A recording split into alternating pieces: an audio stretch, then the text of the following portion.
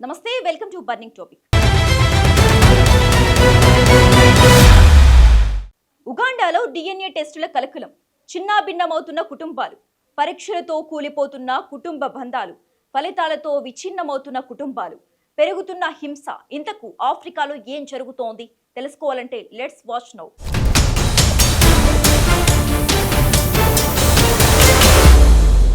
ప్రాణంగా చూసుకుంటున్న పిల్లలు తనకు పుట్టిన వారు కాదని తెలిస్తే ఆ తండ్రి పరిస్థితి ఎలా ఉంటుంది?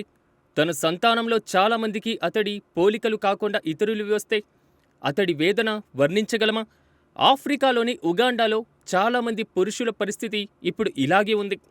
పిల్లలు నిజంగా తమకు పుట్టిన వారేనా అన్న అనుమానంతో చాలామంది పురుషులు డిఎన్ఏ పరీక్షలకు మొగ్గు చూపుతుండడంతో దేశంలో ఇటీవలి కాలంలో డిఎన్ఏ పరీక్షలు గణనీయంగా పెరిగాయి.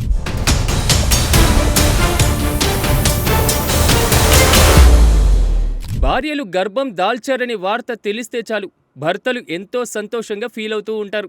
తమకు పిల్లలు పుట్టబోతున్నారని తెగ మురిసిపోతూ భార్యలను చక్కగా చూసుకుంటారు. ఇక పిల్లలు పుట్టిన తర్వాత నుంచి వారిని ఎత్తుకుంటూ వారే తమ సర్వస్వంగా భావిస్తారు. వారికి మంచి భవిష్యత్తు ఇచ్చేందుకు నిత్యం కష్టపడుతుంటారు. ఇదంతా అందరికీ తెలిసిందే. కానీ కష్టపడి పెంచుతూ ప్రాణానికి ప్రాణంగా చూసుకుంటున్న తమ బిడ్డలు తమకు పుట్టిన వారు కాదని తెలిస్తే వారి బాధ ఎలా ఉంటుందో చెప్పనక్కర్లేదు. ఆ చేదు నిజాన్ని అంగీకరించలేక బిడ్డల్ని దూరం చేసుకోలేక నరకం చూస్తూ ఉంటారు. ఇలా ఏ ఒక్కరికో ఇద్దరికో జరగడం సహజంగా మనం చూస్తూ ఉంటాం. కానీ ఉగాండాలోని 98% మంది పురుషులు ఇప్పుడు ఇదే సమస్యను ఎదుర్కొంటున్నారు. తమకు పుట్టిన పిల్లలు తమ వారు కాదని తెలిసి ఏం చేయాలో పాలుపోక తీవ్ర ఇబ్బందులు ఎదుర్కొంటున్నారు.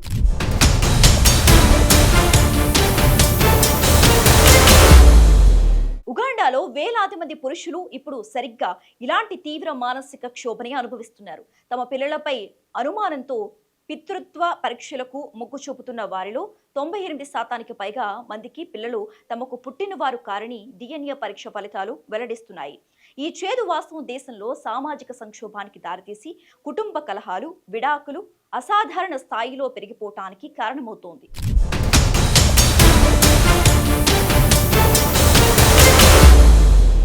అయితే ఈ పరీక్షల ఫలితాలు వారి జీవితాల్లో పెను తుఫాన్ను సృష్టిస్తున్నాయి. కుటుంబాలను కకావికలం చేస్తూ కాపురాలను కూల్చేస్తున్నాయి. దేశంలో ఈ ధోరణి ఎంత తీవ్రంగా ఉందంటే ఏకంగా ప్రభుత్వమే గుండె ధైర్యం ఉంటే తప్ప ఈ పరీక్షలకు వెళ్ళొద్దని సలహా ఇవ్వాల్సిన పరిస్థితి ఏర్పడింది. ఇటీవలే కంపాలాలోని ఓ ధనిక విద్యావేత్త కేసు దేశాన్ని కుదిపేస్తుంది. కోర్టు ఆదేశాల మేరకు నిర్వహించిన డిఎన్ఏ పరీక్షలో ఆయన తన 3 పిల్లల్లో ఒకరు తన సంతానం కాదని తేలింది. ఈ కేసును స్థానిక పత్రికలు విస్తృతంగా కవర్ చేశాయి. దీంతో చాలామందికి వారి సంతానం మీద అనుమానాలు మొదలయ్యాయి. ఆఫ్రికా సాంప్రదాయం ప్రకారం మహిళ తన భర్తకు సంతానాన్ని కని ఇవ్వకపోతే విడాకులివ్వడం లేదా ఆమెను ఇంటి నుంచి బయటకు పంపడం చేస్తూ ఉండేవారు. చాలా కేసుల్లో పురుషుల్లో సంతాన సమస్యలున్నా శిక్ష మాత్రం తమకు పడుతుండడంతో చాలామంది మహిళలు ఇతరులతో కలిసి పిల్లలను కంటున్నారని అధికారి ఒకరు తెలిపారు.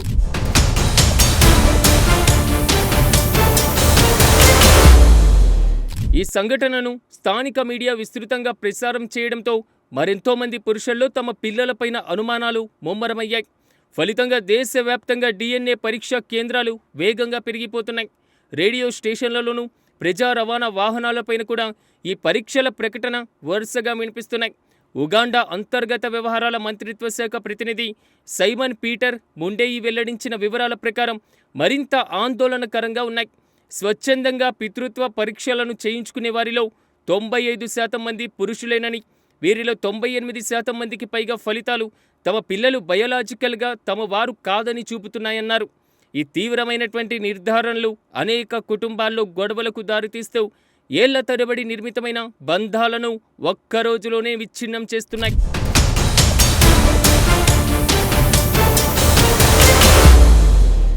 గ్రామీణ ప్రాంతాల్లో డిఎన్ఏ పరీక్షల ఖర్చు ఎక్కువగా ఉండడంతో ప్రజలు పెద్ద పెద్ద నాయకులు, మత గురువుల వద్దకు వెళ్లి సలహాలు కోరుతున్నారు.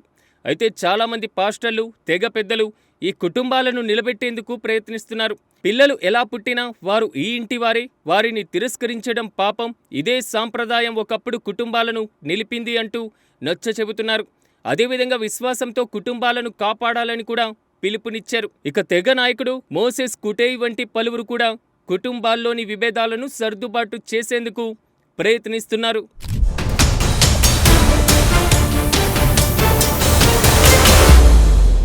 అయితే ఆస్తి పంపకాల గొడవలు, విడాకుల కేసుల సమయంలో ఈ డిఎన్ఏ పరీక్షలు కీలకంగా మారుతున్నాయి.